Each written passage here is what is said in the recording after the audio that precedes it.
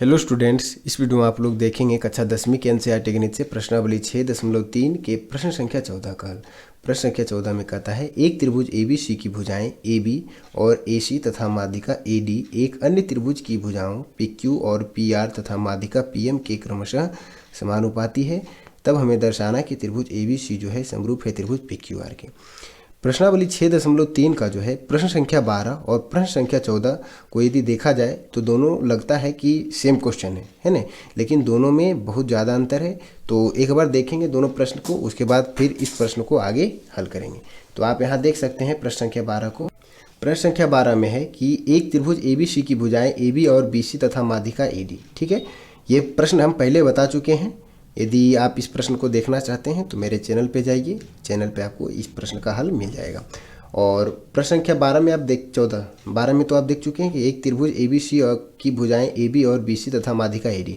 वही चीज़ देखते हैं प्रश्न संख्या 14 में। एक त्रिभुज, यहाँ देखते हैं, एक त्रिभुज ABC की भुजाएं AB और AC तथा माध्यिका AD। तो दोनों क्वेश्चन को यदि ध्यान देकर न पढ़ा जाए तो लगता है हमें कि क्या बिल्कुल दोनों प्रश्न सेम है, लेकिन यदि देखते हैं ध्यान से तो यहाँ AB और BC भुजा का अनुपात दिया हुआ है और यहाँ जो है AB और AC है। ठीक है, यही दोनों में अंतर है। और इस प्रश्न में जो है आकृति हमें दी गई है ना, प्रश्न संख्या 12 में आकृति दी गई है जिसे हम पहले बना चुके हैं। आकृति 6.41 है ना, इस प्रश्न का हल हम पहले कर चुके हैं। तो ये आकृति हमें दी हुई है, तो इस आकृति के अनुसार हमें हल करना है। तो सेम आकृति ही प्रश्न संख्या 14 में बनेगा, लेकिन क्या है कि यहाँ जो है AB और BC तथा AD, AB BC ये भुजा, मतलब ये भुजा है त्रिभुज ABC की, ये भुजा और ये भुजा, तथा त्रिभुज PQR की PQ और QR, मतलब AB का PQ के साथ और BC का QR के साथ। ठीक है, अनुपात जो है इसके माध्यिका के अनुपात के बराबर है, मतलब माध्यिका AD और PM है ना। लेकिन प्रश्न संख्या 14 में क्या दिया हुआ है कि ABC की भुजाएं AB और AC तथा माध्यिका AD, AB और AC, मतलब ये भुजा के बाद ये भुजा को दिया हुआ है। लेकिन प्रश्न संख्या 12 में था AB और BC के साथ, समझ रहे हैं। और माध्यिका AD, यहाँ माध्यिका AD है और PM। बाकी आगे क्वेश्चन क्या है बिल्कुल सेम है, सिर्फ क्या है यहाँ जो BC भुजा का अनुपात दिया था प्रश्न संख्या 12 में, इसमें क्या दिया है AC भुजा का। तो इतना ही अंतर से, इतना ही डिफरेंस है इसमें, इस प्रश्न दोनों प्रश्न में क्या है बहुत ज़्यादा डिफरेंस हो जाता है। चूँकि ये 14 प्रश्न संख्या जो है आपका थोड़ा लॉन्ग जाएगा। प्रश्न संख्या 12 जो था बिल्कुल शॉर्ट में था, बिल्कुल शॉर्ट नहीं था लेकिन शॉर्ट क्वेश्चन था। लेकिन दोनों प्रश्नों में सिद्ध हमें वही करना है, त्रिभुज ABC समरूप त्रिभुज PQR। इसमें भी क्या है, त्रिभुज ABC समरूप त्रिभुज PQR। क्लियर है। तो आइए इस प्रश्न को हल करते हैं। प्रश्न संख्या 14 में भी आपका प्रश्न संख्या 12 में जो आकृति है बिल्कुल उसी की तरह बनेगा। तो आइए पहले आकृति को हम बनाते हैं। तो आप देख सकते हैं आकृति को। तो ये आप आकृति देख सकते हैं जिसे हमने बना लिया है जैसा कि प्रश्न में कहा गया है, ठीक उसी के अनुसार। तो इसमें है ABC की भुजाएं AB और AC। फिर से समझेंगे थोड़ा सा। ABC की भुजाएं, त्रिभुज ABC की भुजाएं AB और AC है ना, तथा माध्यिका AD एक अन्य त्रिभुज की भुजाओं PQ तथा PR तथा माध्यिका क्या है PM के क्रमशः समानुपाती है। मतलब AB भुजा का PQ भुजा के साथ जो अनुपात आएगा वो बराबर है AC भुजा का PR भुजा के साथ जो अनुपात आएगा वही बराबर है माध्यिका AD और PM के अनुपात के। क्लियर है। तो जो प्रश्न में दिया गया है सबसे पहले हम उसे अपने शब्दों में लिखेंगे। तो आइए लिखते हैं। दिया है दो त्रिभुज ABC तथा PQR कुछ इस प्रकार है कि इनकी दो भुजाएं तथा एक माध्यिका समानुपाती है। दो भुजाएं अर्थात त्रिभुज ABC में AB और AC, और ठीक उसी तरह से PQ और QR त्रिभुज PQR में। ठीक है। और माध्यिका त्रिभुज ABC की AD है और त्रिभुज PQR में माध्यिका कौन सी है, PM है। तो माध्यिका के बारे में आप लोग समझ रहे होंगे कि त्रिभुज की माध्यिका जो होती है वो जिस भुजा से मिल रही होती है उस भुजा को दो बराबर भाग में बांटती है। मतलब AD माध्यिका जो है त्रिभुज ABC में वो BC भुजा पे मिल रही है, तो BC को दो बराबर भाग में बांटेगी। यानी कि जो वैल्यू हमारा BD की होगी वही वैल्यू DC की होगी। मतलब BD का लंबाई बराबर होगा DC की लंबाई। ठीक उसी तरह से त्रिभुज PQR में जो है QR भुजा पे मिल रहा है माध्यिका PM, तो ये QR भुजा को दो बराबर भाग में बांटेगा। यानी कि QM की जो लंबाई होगी वही हमारा क्या होगा, MR की लंबाई। क्लियर है। तो यहाँ से हम जो लिखे हैं कि इनकी दो भुजाएं तथा एक माध्यिका समानुपाती है। तो यहाँ जो दिया हुआ प्रश्न में नाम भी दिया हुआ भुजा का और माध्यिका का भी नाम दिया हुआ है। अर्थात यहाँ से हम लिख सकते हैं प्रश्न के अनुसार, है ना, जैसा कि लिखे हैं कि ए बी भुजा का अनुपात पी क्यू भुजा के साथ यहाँ देख सकते हैं कि भुजाएं ए बी ए सी तथा माध्यिका ए डी और त्रिभुज पी क्यू एक अन्य त्रिभुज की भुजा पी क्यू और पी आर है ना, मतलब ए बी के स्थान पे हमको पी क्यू का अनुपात लेना, ए बी के साथ पी क्यू का और ए सी के साथ पी आर का। अर्थात यहाँ हम लिख सकते हैं कि ए बी बटे पी क्यू ये भुजाएं हैं और ए सी बटे पी आर, ए सी बटे पी आर तथा माध्यिका, माध्यिका त्रिभुज ए बी सी में क्या है, ए डी है और त्रिभुज पी क्यू आर में माध्यिका क्या है, पी एम है। ठीक है, तो ये हमें इस प्रश्न से प्राप्त होता है कि मतलब ए बी बटे पी क्यू बराबर ए सी बटे पी आर तथा ए सी बटे पी एम का अनुपात जो है बराबर है। और इस प्रश्न में हमें सिद्ध क्या करना है, इतना ही पे कि त्रिभुज ए बी सी जो है समरूप हो जाएगा त्रिभुज पी क्यू आर के। तो जो सिद्ध करना है उसे लिखेंगे, सिद्ध करना है त्रिभुज ए बी सी समरूप त्रिभुज पी क्यू आर। तो इसे हम सिद्ध करने से पहले इस प्रश्न में कुछ बनावट करेंगे और इस प्रश्न को समझेंगे। रचना करने से पहले इसे समझ लीजिए कि यहाँ जो है हम त्रिभुज ए बी सी और त्रिभुज पी क्यू आर को हमें क्या करना है, समरूप साबित करना है। तो इन दोनों को समरूप साबित करने के लिए यदि हम देखें जो हमें दिया हुआ प्रश्न में, तो ए बी बटे पी क्यू और ए सी बटे पी आर है ना, मतलब इनकी दो भुजा जो है क्या है, अनुपातिक है। इन दोनों त्रिभुज में, त्रिभुज ए बी सी और त्रिभुज पी क्यू आर में दो भुजाएं क्या है, अनुपातिक है। यदि इनके अंतर्गत का एक कोण, जिसे कोण ए देख रहे होंगे यहाँ पे और यहाँ पे कोण पी, यदि चूंकि ए बी और पी क्यू भुजा का अनुपात और ए सी और पी आर भुजा का अनुपात क्या है, बराबर है, तो इसके अंतर्गत का कोण ए और इसके अंतर्गत का कोण पी यदि बराबर हो जाए तो हम एस ए एस समरूपता से दोनों त्रिभुज को समरूप लिख सकते हैं। तो हमें क्या करना है कि सिर्फ कोण ए और कोण पी को बराबर साबित करना है। तो इसे बराबर करने के लिए हमें रचना करना है। ठीक है, जो पहले हम बताया आपको, तो रचना हमें कुछ इस प्रकार से करना है कि इन दोनों त्रिभुज को पहले हम समरूप साबित कर दें, आगे बढ़ेगा इसे। चलिए पढ़ाते हैं पहले, उसके बाद आगे समझाते हैं आपको। तो रचना में हमें करना है कि ए डी के ठीक बराबर एक, ए डी को आगे ही बढ़ा करके ए डी के ठीक बराबर एक अन्य भुजा ए डी के आगे खींचना है। जैसे कि यहाँ देख रहे हैं आप, हम ये खींच रहे हैं, तो ठीक ए डी के लंबाई के बराबर हमें खींचे इसे। क्लियर है? और ठीक उसी तरह से त्रिभुज पी क्यू आर में भी क्या करना है, हमें पी एम भुजा को आगे बढ़ा करके पी एम की लंबाई के बराबर इसे आगे खींचना है और इसे क्या करेंगे, मिला देंगे आगे। ठीक है, और इसे कुछ नाम से हम दर्शा देते हैं। जैसे ये डी हो गया तो इसे हम दर्शा देते हैं कि ये ई बिंदु है और यहाँ यम है तो इसे दर्शा देते हैं कि यन है। क्लियर है? तो जो हम रचना किए हैं, रचना में लिखेंगे रचना। रचना में क्या किए हैं कि ए डी भुजा की लंबाई के बराबर डी भुजा को खींचे, अभी हम आपको बताए, और यहाँ पी एम भुजा की लंबाई के बराबर यम एन भुजा खींचे हैं। ठीक है, तथा इसी को मिला दिए। तो यहाँ लिखेंगे त्रिभुज ए बी सी में ए डी बराबर डी, ए डी बराबर डी तथा ए डी बराबर डी खींचा तथा ई सी को मिलाया। क्लियर है? और तथा और क्या किए हैं,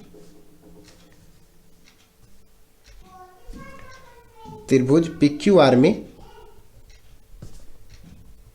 पी एम बराबर एम एन खींचा तथा क्या किए हैं, एन आर को मिलाया, एन आर को मिलाया। यहां तक क्लियर है? अब हम आगे आएंगे प्रमाण में। ठीक है, यहाँ तक तो आपको समझ में आ गया कि ए डी भुजा की लंबाई के बराबर डी भुजा को खींचे, जिसे हम लिख दिए, और इसी भुजा को मिला दिए। उसी तरह से पी एम भुजा की लंबाई के बराबर पी एम एन को खींचे और एन आर भुजा की लंबाई को, एन आर भुजा को क्या किए, एन आर बिंदु को मिला दिए। अब आएंगे प्रमाण में। तो प्रमाण में सबसे पहले आना है त्रिभुज ए बी सी त्रिभुज ए बी सी में जो आगे बढ़ाया भुजा, तो इसमें दो त्रिभुज बन रहा है, त्रिभुज ए डी बी और त्रिभुज ई डी सी। इन दोनों त्रिभुज को हमें क्या करना है, सबसे पहले सर्वांगसम साबित करना है। तो ये सर्वांगसम हो जाएगा। तो सर्वांगसम किस तरह से होगा कि यहाँ जो है हम ए डी भुजा की लंबाई डी भुजा के बराबर लिए हैं रचना में। ठीक है, तथा बी डी जो है डी सी भुजा की लंबाई के बराबर है। क्यों? क्योंकि ए डी जो है बी सी भुजा पे खींची हुई माध्यिका है। क्लियर है?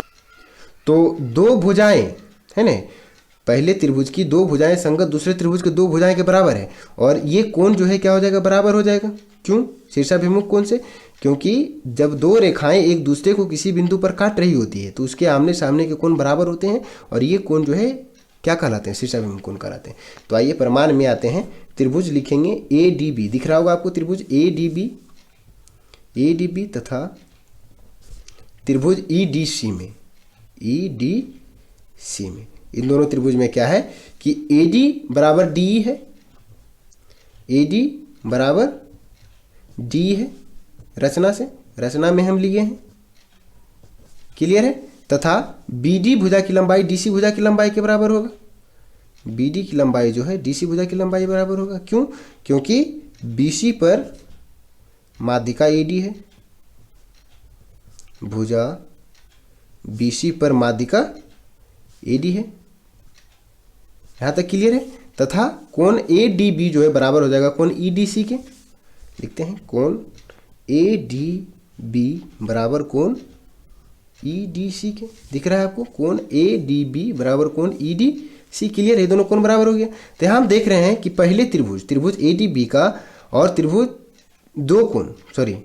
ADB का दो भुजा है ना, AD और BD है ना, और त्रिभुज EDC का दो भुजा DE और DC है ना, संगत दोनों में किए है, बराबर है। मतलब AD भुजा की लंबाई D भुजा के बराबर और BD भुजा की लंबाई DC भुजा के बराबर है ना, और एक कोण दोनों का बराबर है। मतलब पहले त्रिभुज का दो भुजा है ना संगत दूसरे त्रिभुज के दो भुजा के बराबर है, तथा उसके अंतर्गत का एक कोण भी क्या है, बराबर है। तो ये क्या हो जाता है हमारा SAS सर्वांग समता से, मतलब दो भुजा और एक कोण, उसके अंतर्गत का एक कोण SAS, साइड एंगल साइड, ठीक है। तो इससे क्या हो जाएगा, दोनों त्रिभुज सर्वांगसम हो जाएगा, तो यहाँ लिखेंगे, इसलिए SAS सर्वांग समता से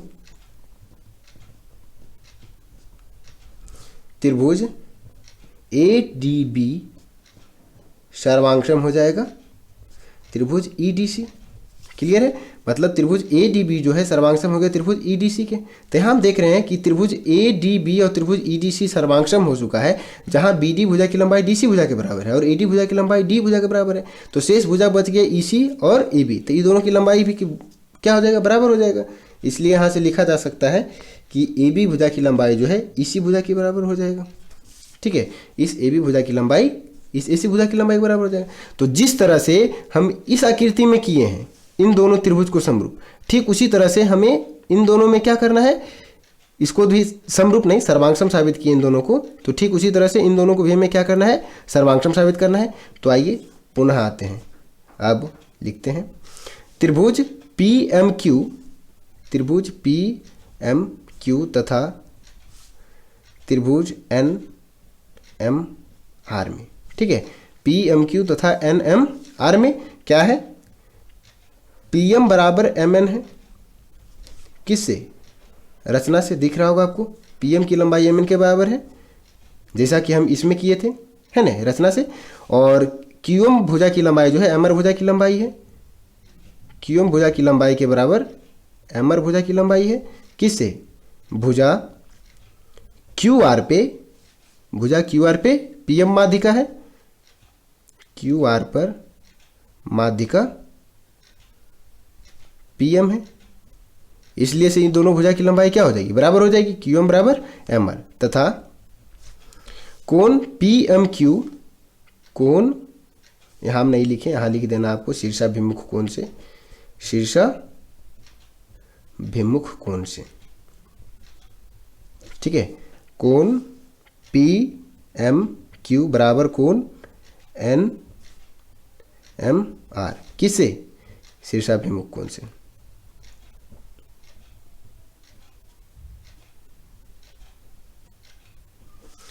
PMQ की लंबाई जो है, PMQ कोण का जो वैल्यू है वो बराबर हो गया कोण NMR के बराबर, मतलब इस कोण का वैल्यू उस कोण के बराबर। तो जिस तरह से हम इन दोनों त्रिभुज को सर्वांगसम लिखे थे इन दोनों को, ठीक उसी तरह से इन दोनों को भी क्या कर देंगे, सर्वांगसम लिख देंगे। तो मतलब पहले त्रिभुज का संगत दो भुजा दूसरे त्रिभुज के संगत दो भुजा के बराबर है, तथा उसके अंतर्गत के एक कोण भी क्या है, बराबर है। तो बराबर हो गया, तो इसलिए SAS सर्वांगसमता से त्रिभुज PMQ सर्वांगसम त्रिभुज NMR, ये दोनों त्रिभुज हमारा क्या हो गया, सर्वांगसम हो गया। तो इसमें इस भुजा की लंबाई इस भुजा की लंबाई के बराबर है और इस भुजा की लंबाई इस भुजा की लंबाई के बराबर है, और यहाँ से PQ भुजा की लंबाई जो है एन आर भुजा की लंबाई के बराबर होगा, क्योंकि त्रिभुज पी एम क्यू जो है बराबर हो गया, सर्वांगसम हो गया त्रिभुज एन एम आर के। ठीक है, तो पी क्यू एन आर। ठीक है, तो यहाँ से इसलिए लिखा जा सकता है कि पी क्यू भुजा की जो लंबाई होगा वो बराबर हो जाएगा एन आर के। तो यहाँ हम समीकरण 1 बना देंगे इसे, और इसे बना देंगे समीकरण 2। तो यहाँ तक क्लियर है। अब आगे चलेंगे हम। तो आगे हमें फिर वापस देखना है जो अनुपात दिया हुआ, अनुपात क्या दिया हुआ है, ए बी बटे पी क्यू बराबर ए सी बटे पी आर बराबर ए सी बटे पी एम। ये हमें पहले प्रश्न में दिया है, लिखेंगे यहाँ से, परंतु दिया है, क्या दिया हुआ बोलेंगे जरा। हाँ बिल्कुल सही, ए बी बटे पी क्यू बराबर ए सी बटे पी आर और बराबर है ए सी बटे पी एम के। क्लियर है यहाँ तक। तो ए बी बटे पी क्यू बराबर है ए सी बटे पी आर और बराबर है ए डी बटे, सॉरी यहाँ ए डी है, हम ए सी लिख दिए, माफ़ी चाहेंगे, यहाँ पे क्या है ए डी है, ध्यान नहीं दिए, हम अभी ध्यान दिए हैं। तो ए बी भुजा के साथ यहाँ ए डी माध्यिका था, चूँकि इसी भुजा को हम बार बार दोबारा लिख दिए, माफ़ी चाहेंगे, मिस्टेक हो गया। तो यहाँ पे ए डी है। चलिए क्लियर है। तो अब यहाँ हम देखते हैं समीकरण 1 और समीकरण 2 में कि ए बी की भुजा की लंबाई जो है इसी भुजा की लंबाई के बराबर है। यहाँ ए बी है और यहाँ पी क्यू भुजा की लंबाई एन आर के बराबर है, यहाँ पी क्यू है। तो दोनों ए बी और पी क्यू का हमें क्या करना है, वैल्यू चेंज करके लिख देना है ई सी और एन आर। तो लिखेंगे समीकरण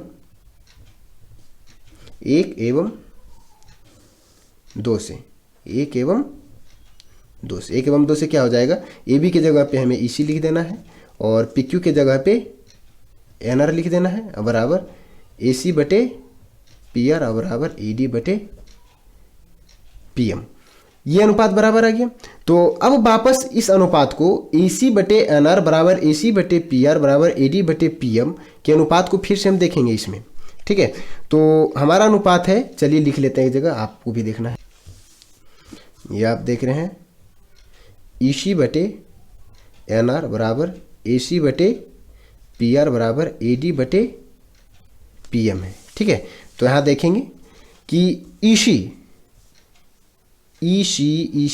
हमारा ये है, ई सी भुजा का एन आर भुजा के साथ अनुपात और ए सी भुजा का पी आर भुजा के साथ अनुपात और ए डी भुजा का पी एम भुजा के साथ अनुपात। और चूंकि हम रचना में क्या किए हैं, ठीक ए डी के लंबाई के बराबर डी को खींचे हैं, और यदि हम ए डी की लंबाई के बराबर डी को खींचे, मतलब ए डी और डी का वैल्यू बराबर है, तो यहाँ ए डी, तो डी के स्थान भी हम ए डी लिख सकते हैं।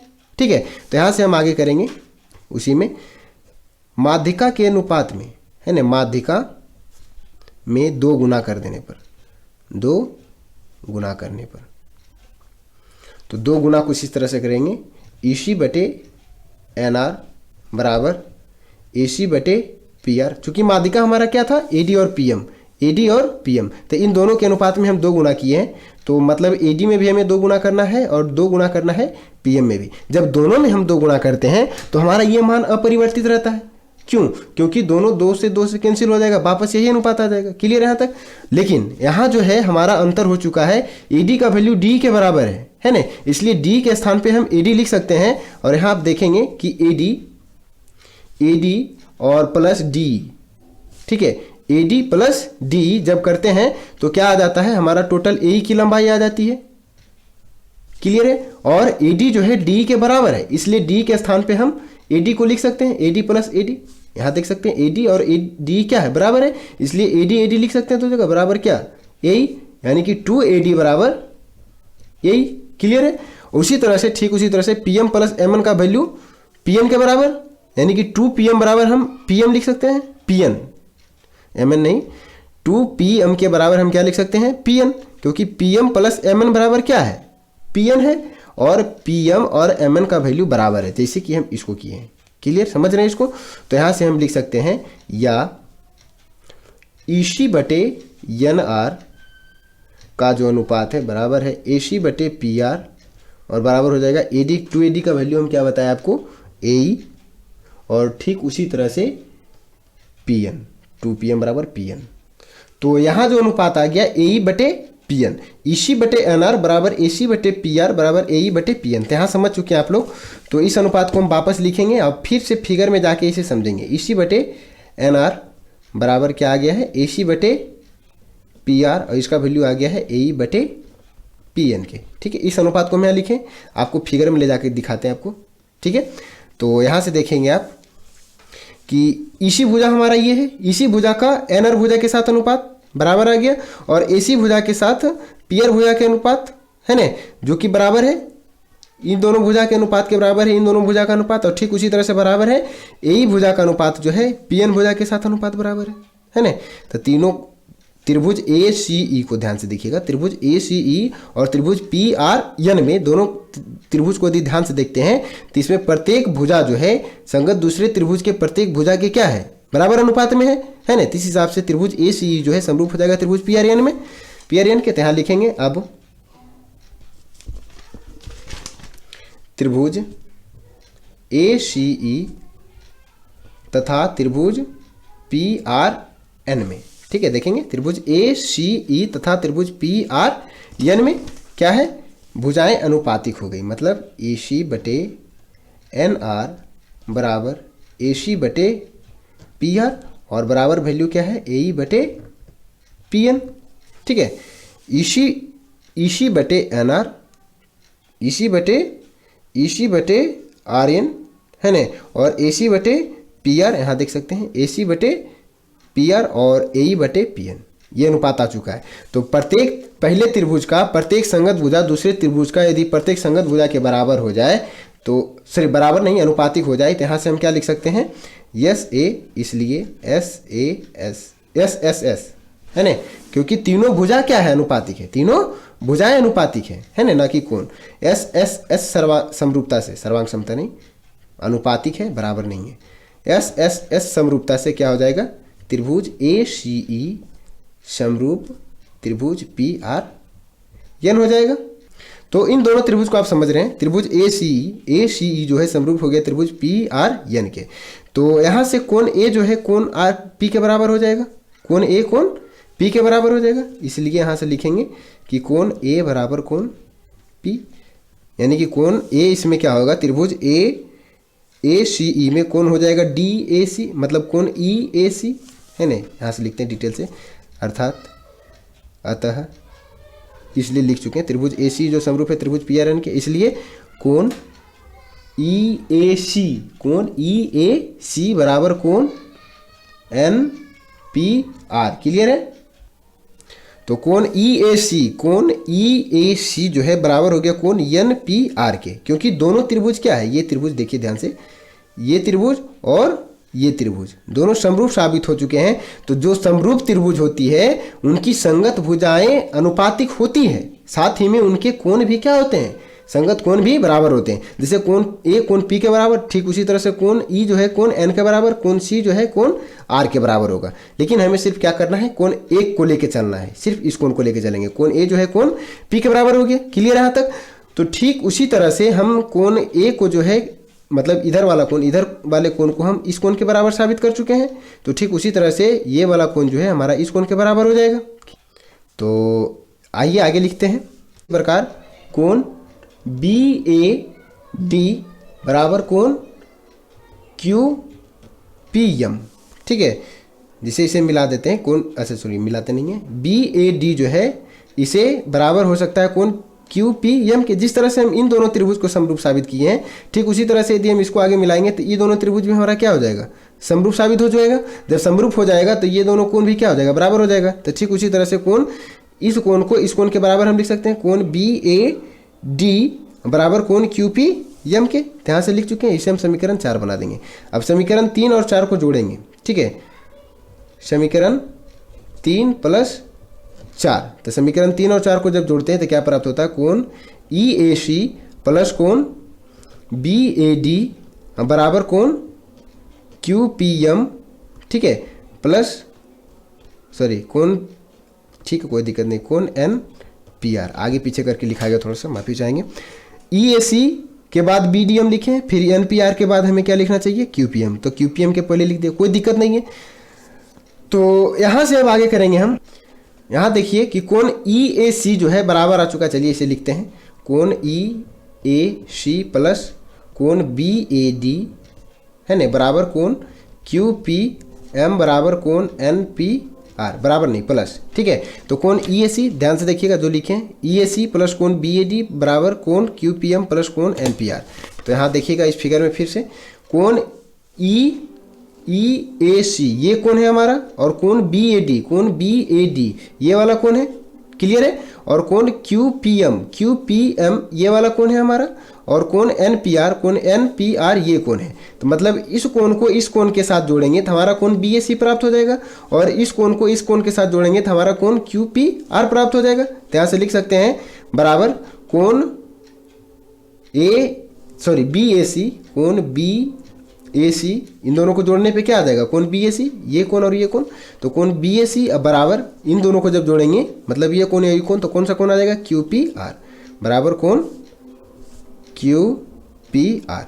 तो ये दोनों कोण बराबर आ चुका है। अब देखेंगे त्रिभुज ए बी सी तथा त्रिभुज पी क्यू आर में क्या आ गया, कोण बी ए सी का वैल्यू जो है बराबर आ गया कोण पी क्यू आर के, है ना, सॉरी पी क्यू आर नहीं, क्यू पी आर के।